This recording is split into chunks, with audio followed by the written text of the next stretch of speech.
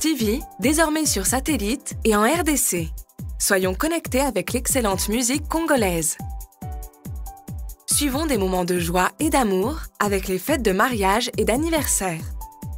Nourrissons notre foi en Dieu avec les services de prière et de culte. Suivons l'histoire du Congo et les documentaires des Congolais. Soyons connectés sur les actualités des filles et des fils du pays partout dans le monde. Découvrons des émissions de qualité, partageons notre savoir. Nous sommes à votre disposition pour vos émissions en direct de notre studio, dans vos églises et même dans vos maisons. Appelez-nous sur notre numéro WhatsApp. Boss Brothers TV, tout le monde en parle.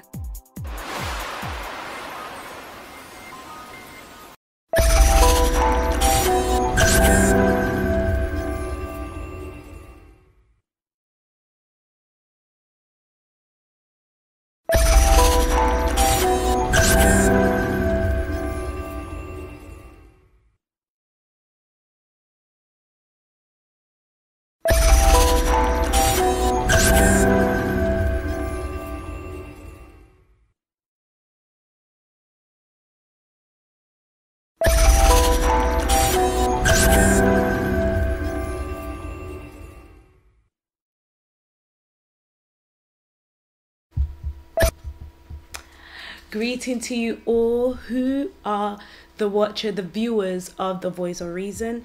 I am your presenter, Angelique. I know it's been a while.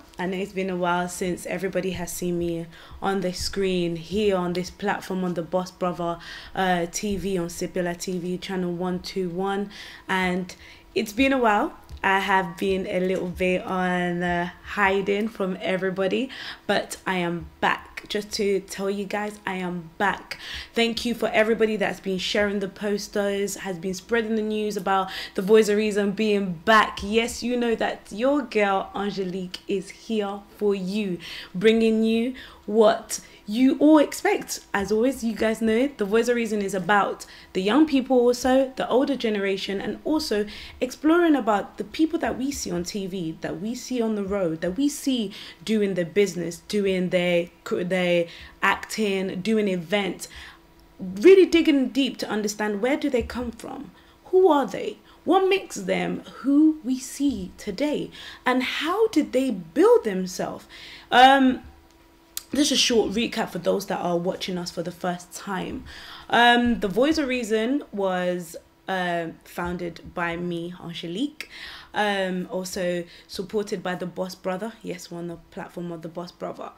The Voice of Reason was created able to encourage, motivate, and motivate those that felt down, those that felt like their life is, they started off rough, those that feel like they're being neglected, rejected, even those that feel lost. In some point of our life, we feel we're lost.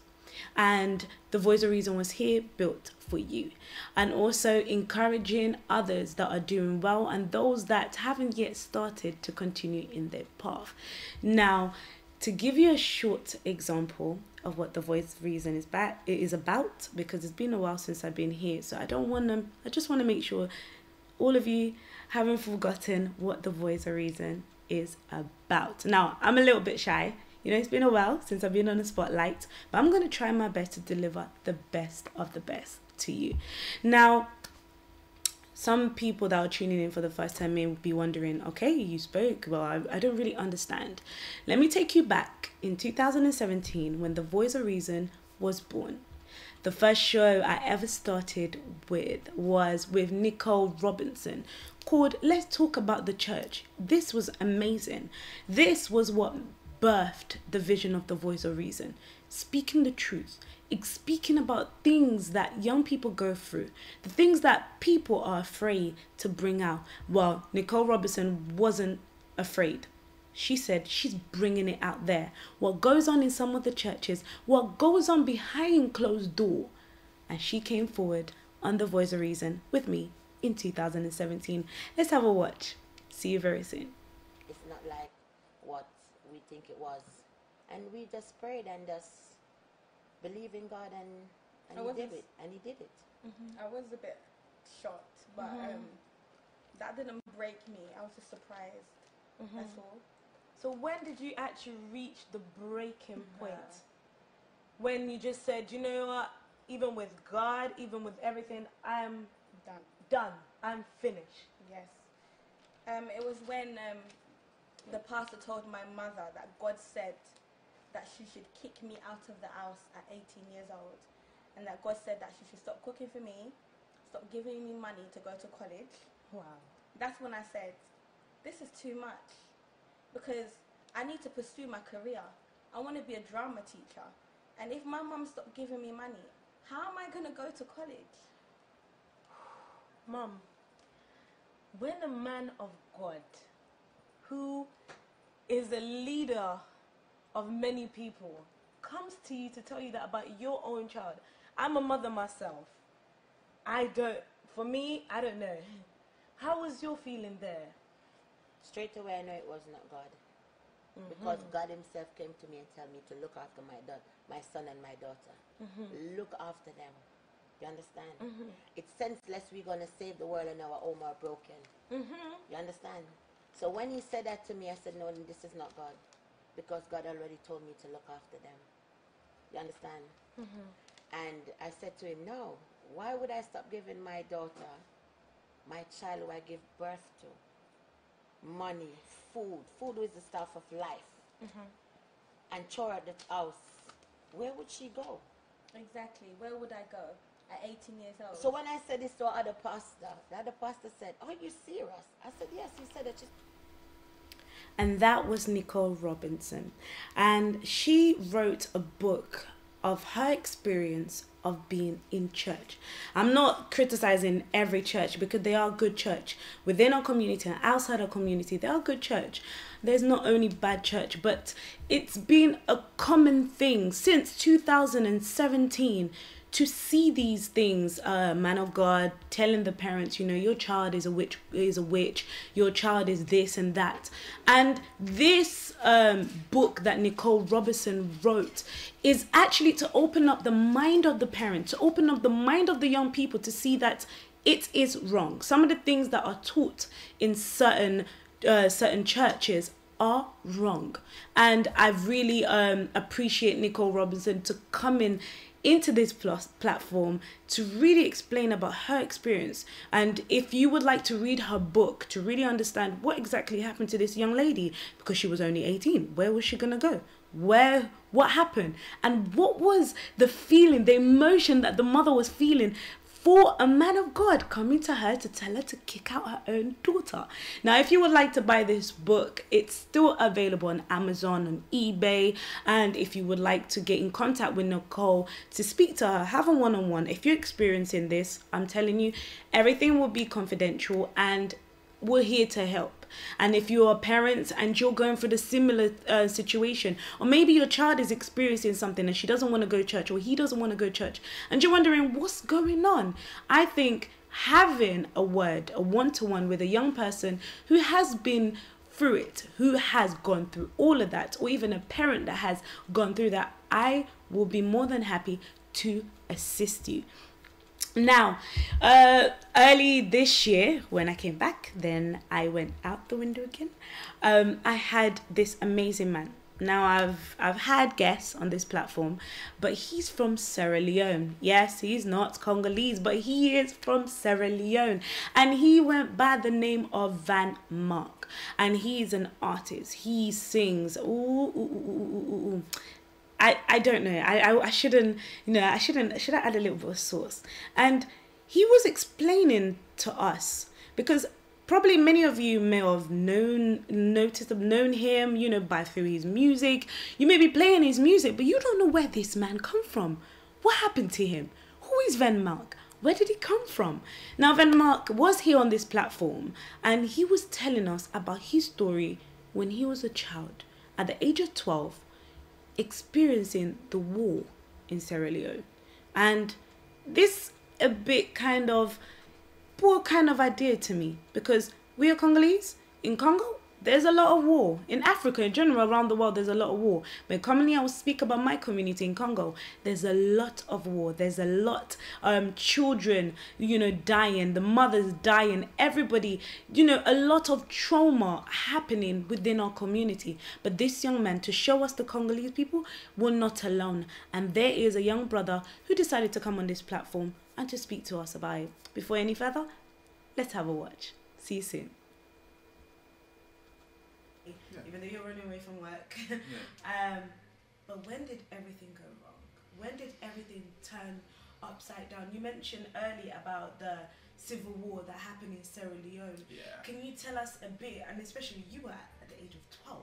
Yeah. And 12, you were kind of like, you know what's wrong and right, a bit, you have a little bit of knowledge. And tell us a little bit of your memory back then.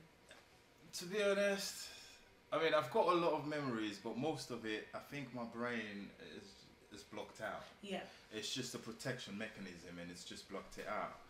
But I remember it was in 1999, in January 6th. I would never forget that day, because that was when, I mean, the war had been going on, but yes, it wasn't close to home for me. Mm-hmm. It was happening in other villages and other towns, little towns, but it wasn't as close to home for me. But January 6th was when it really came close to home for me. Well, it came home. Yeah. Not close to home. It came home because there was a point where we had to abandon our house because we couldn't sleep in it. Because you wake up in the morning and next door you hear a whole family crying because someone was hit with a stray bullet in their bed overnight. So you think, well, why am I staying in bed if that's going to happen? Wow. So there were actually neighbors that even they were just asleep and the bullet just came. Because it's amazing hearing about this, because right now, like those watching us right now, we know about Congo. You're hearing about Congo. You're hearing about other countries, not only Congo country, but you're hearing about these world, this war that's going on, people dying in their sleep and all that. Some people watching may have thought that it only happened in their country, but knowing that Sierra Leone also had this. So what was the thing that you saw that just traumatized you? Well, there was a thing called short sleeve or long sleeve. So what they would do is they would line you up and they would ask you what you want. So you have to choose what you want. Short sleeve was to cut that part of your arm, and long sleeve was to cut the wrist. I saw that happen outside my house twice actually. And another thing, there was a day me and my brother where we hadn't had food for a few days, so there was a riot and people were... Now that was Van Mark. Yes, some of you might be feeling a bit traumatized, him going in detail. Now, if you would like to watch this, you can watch it, and it's on The Voice of Reason on YouTube.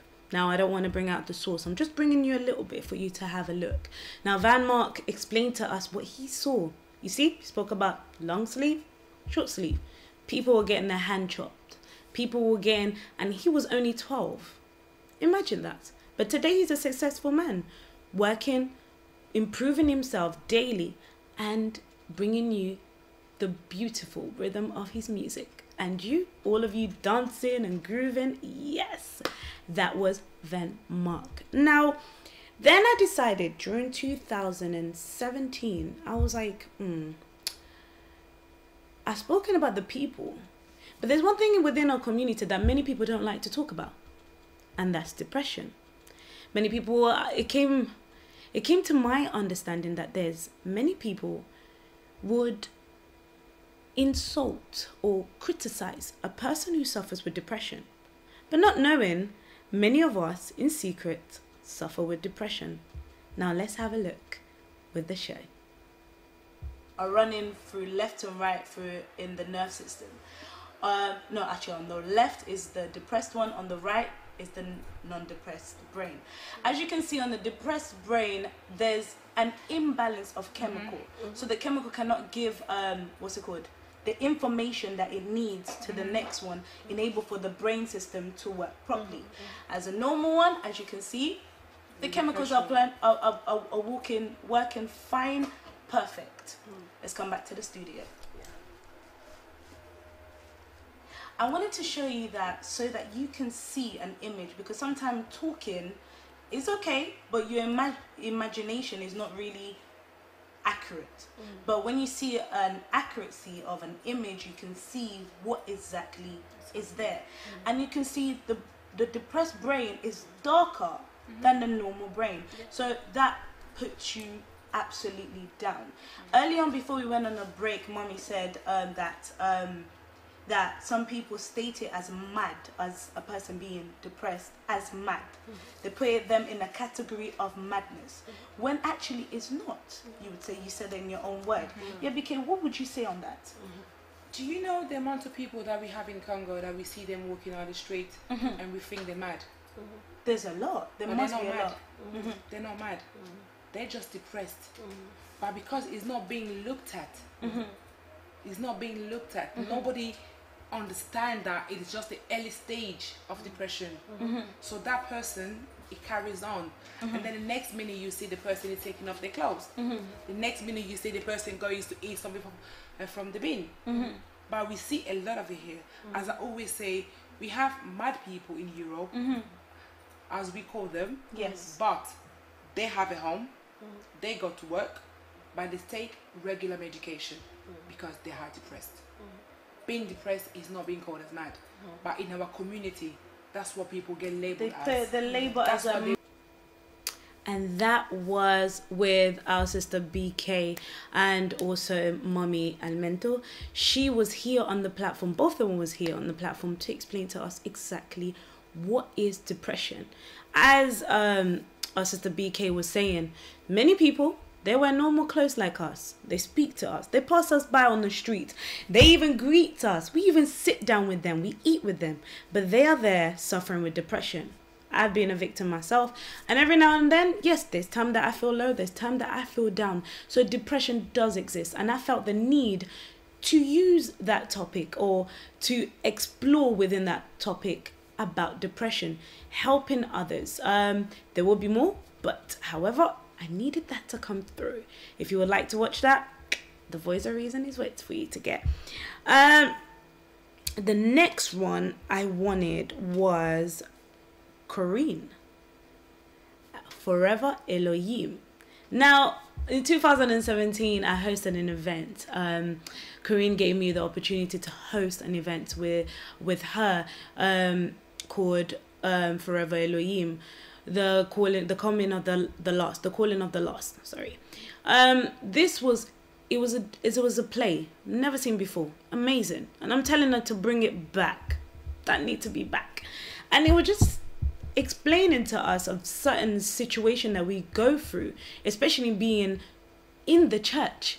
Because some people who are, that don't know God yet, they go party and club, sometimes they think of us, oh my God, they got perfect life, they pray to God, I keep falling, I keep tumbling, let me just continue doing it. But they don't know that some people within the church are actually the people that are doing harm to the people that are outside. And it was actually amazing seeing that the play out for us. It was the young people. She got together a play group, a acting group all together for them to deliver this amazing show. But however, I wanted to understand, who is Corinne? Where does she come from? Many people know her as Coco, but we know her real name is Corinne. But I wanted to understand, and she's a daughter of a pastor. She's a daughter who her father serves in the church. Her father ministers. But what is it like being a daughter of a minister, of a person who preach, of a pastor? Because I'm not gonna lie, grown up, we see the children of pastors. We're just like, they have a better life. Their parents pray, they have cars, they have all of this. But what is it like? Do they have the issues that we have? Do they have the miscommunication with their parents, just like we? However, Corinne was here to explain to us more information. Let's have a watch. With your kids, communication and relationship. That's very good. As we've heard here, that parents' communication with your children, it doesn't matter who you are. I can say it doesn't only go to children of priests, but it also goes to parents as they are individually, to have that communication with the child, because I think there's many of us, the young children, are struggling because of lack of communication. But however, what role do you play in church? I'm a translator in my church, and I also, as everybody in my church, I'm also evangelize. Yeah. So evangelizing, how do you guys do it? So evangelizing in terms of, let's say, obviously I use my line of work to evangelize, but also, you know, social media as well, and also, obviously my other job that I have, I work in the phone store, so sometimes I have customers, and sometimes, you know, we communicate and tell me their problems, and I also tell them about God as well. So anybody I have interacting with, I'm evangelizing to them. Okay. Before we go in a little break, I just got one little question. Go ahead. They say that the children of the priest eat money. Eat money from the church. So we'll come back to that. A little break. See you guys soon.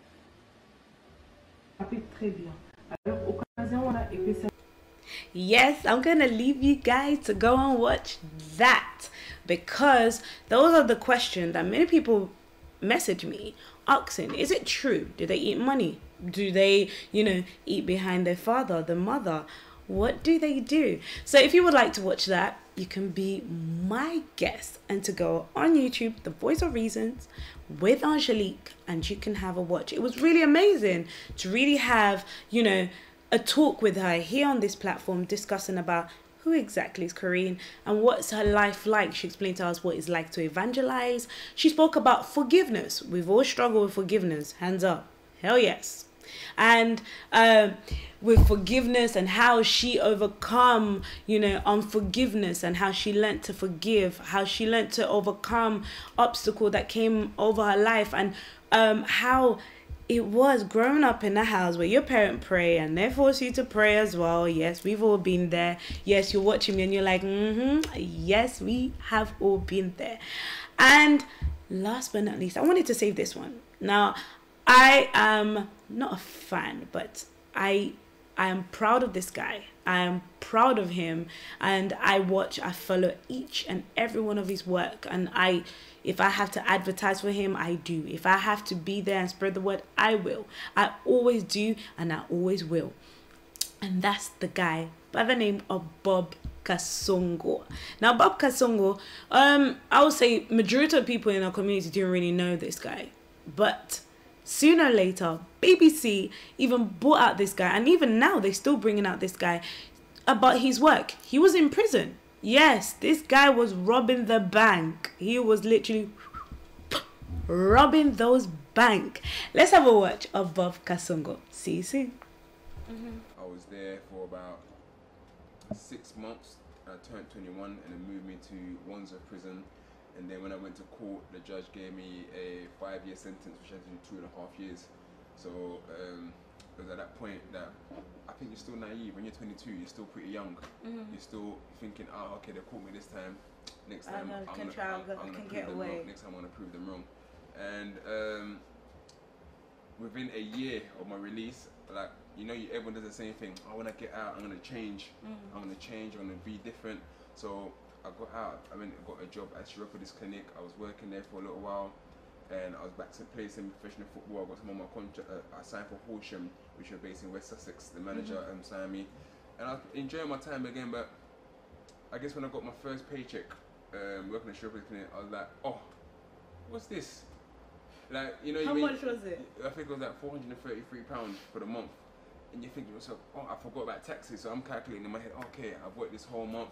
I'm gonna get back a good £600-700. It's okay. Then I got my first, and I'm like, oh, £432. Now, you may be wondering, why did I put Bobcast last? Now, we're having an issue within our country right now regarding knife crime. Yes, Bobcast wasn't really a knife crime guy. He wasn't, you know, stabbing people, shooting people. But yet he was surrounded with these certain people, and he was introduced not in the route of shooting or stabbing people, but in the route of robbing banks, stealing from every area. He was arrested, and then after so many times of going in prison, he finally made a decision, I'm going to change. And that he made it while he was in prison. Now, you might be like, okay, what's the moral? Like, what's the moral behind this story? Sometimes we find ourselves in situation that we've made a mistake, and we are now in that four-cornered room, and we feel like, well, how do we escape from this situation? How do I, build myself from this situation? How do I make the best of myself from this situation? Because already sometimes it's embarrassing. People outside already have heard about you, have watched, have seen. They know your story. They know exactly what goes on in your life, and they know exactly what you did in the past, and so on and so forth.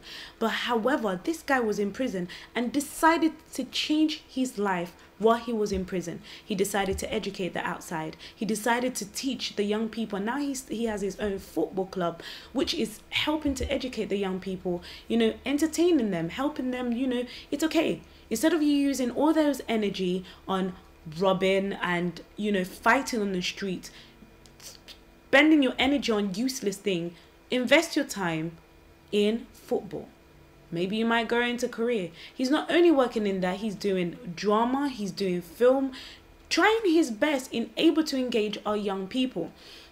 On that note, there's a mother who messaged me, and she's very dear to me. I call her my auntie, who her son was found with phones. Police came into the house and they took phones and everything, and he's arrested. And this young kid now in jail is regretting. He's regretting his action, regretting why he do this. And for the mother is a bit, overwhelming, like hurting and pain and crying, for her being distant away from her son. But she sent me the letter that her son wrote to her, and he was saying, I regret, I'm sorry, mom. And I think the mother asked him, why did he do this? And he said, because I saw you struggling with your bills. I saw you struggling to pay bill, getting us a shelter. Parents, I urge you, as you're watching me, children, we do see things. And when we do see things, it's like the person you love, when you see them being hurt, when you see them going through hardship, you try your best to ease their pain. And I feel like majority of the young people that are in life, on this life, some of them are trying their best to get their parents out of there. And some of the parents, they gain the money and are, saying, yeah, but you don't know where that money is coming from. Our young people are dying, and we need to stand up and do something about it. Now, there'll be more projects coming in, more shows. I started a couple of months ago, about 5 months ago, I started a show about the knife crime, really, exploring exactly what is pushing the young people into the knife crime. It's very difficult because some of our parents don't want to come forward, to speak, but I urge parents, please, if you can educate us, if you can speak to us, help us understand life in your point of view. What is it like being a mother within UK? What is it like being a father within UK, dealing with a young person who is going the wrong way? So to help us, how we, the young children who are here presenting themselves in front of you on TV, on the road, doing events, can gather together in able to build a support system, a support foundation in able to help our younger brothers and sisters. But there will be more information coming through and more advertisement about this. But if you have any suggestion, if you have any idea that will be able to help, I'll be more than happy to accept. Now, as our title says, looking forward of 2019 and bye-bye 2018. Now, for 2018, we are looking at more educational show. Not only educational, you might say, oh my days, I go to school, I go to have education there, why now? Well, we're going to make it fun. It's going to be people speaking upon their own experience of what they have done on this platform.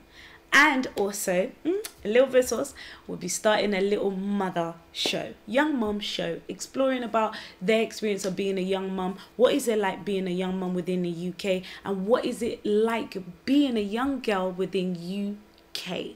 Now, more information will be coming, and leaflet, please feel free to share, spread the word. If you would like to come and have a seat here as well, feel free.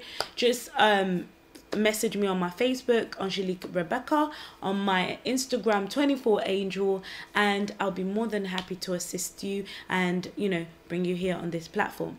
Now, next week, I will be having my show with Madame Charlene Kalonji. Yes, Charlene Kalonji.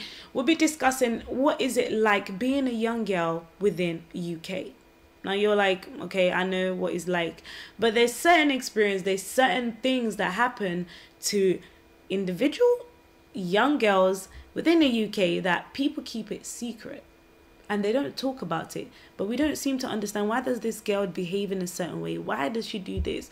We'll be exploring. We'll be also having a mother with us also here to help us to understand what is the difference being a young lady within UK and being a young lady back in Congo. What can we do to put it together? This will help us to break the barriers that young ladies have with their mothers also, and with their in the house in general, in also to build the relationship with the families. Now, I've spoken a lot. Ooh, I need a glass of water. Ooh. Now, we're coming to the end of our show. I really would like to thank you for taking the time to come and watch this show.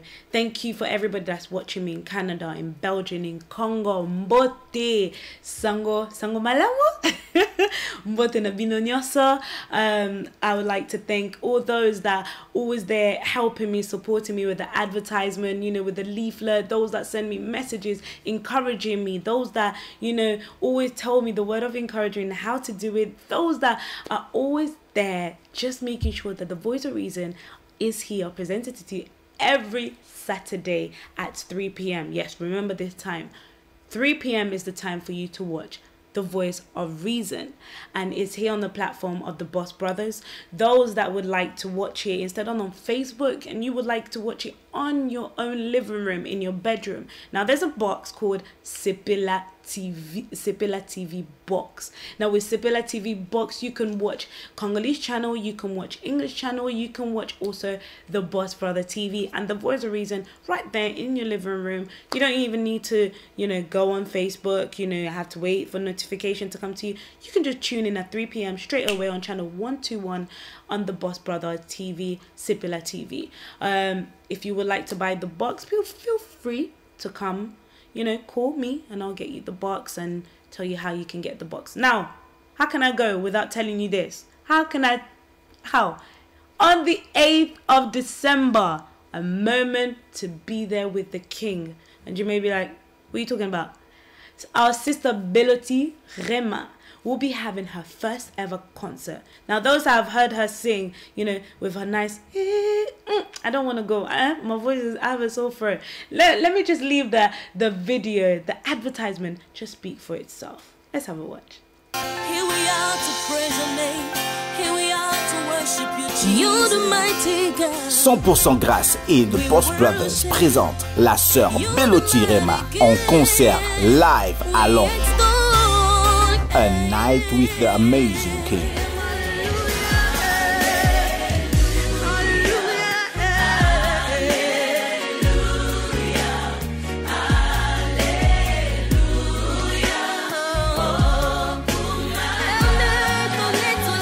La sœur Beloti Rema en concert live à Londres, samedi 8 décembre 2018 de 17h à 22h30.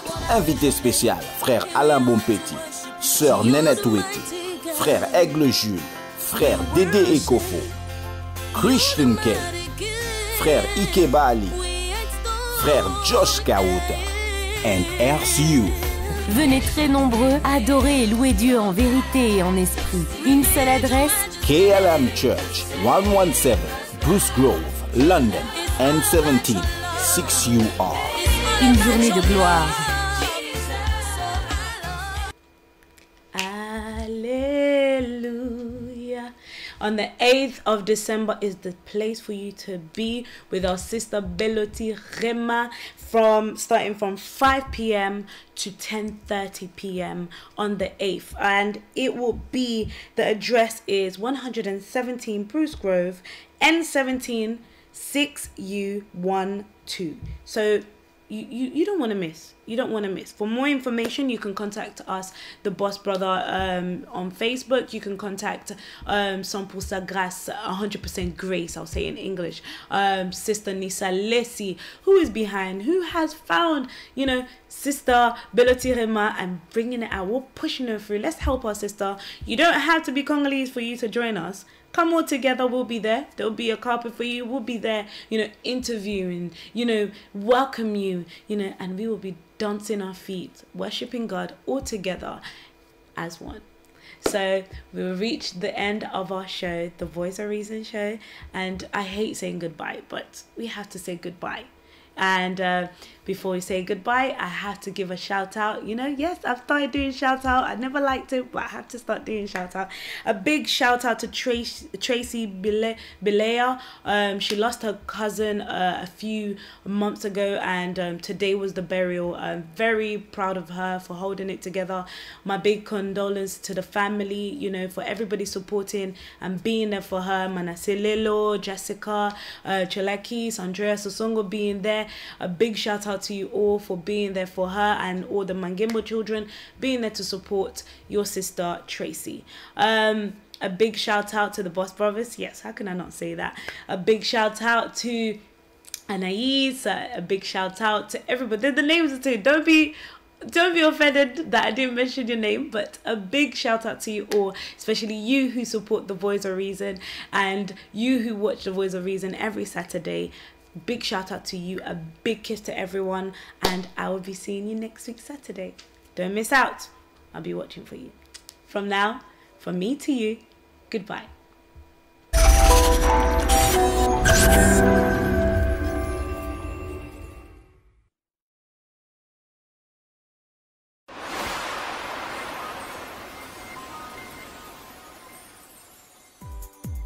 Boss Brothers TV, désormais sur satellite et en RDC.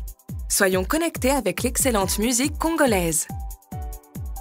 Suivons des moments de joie et d'amour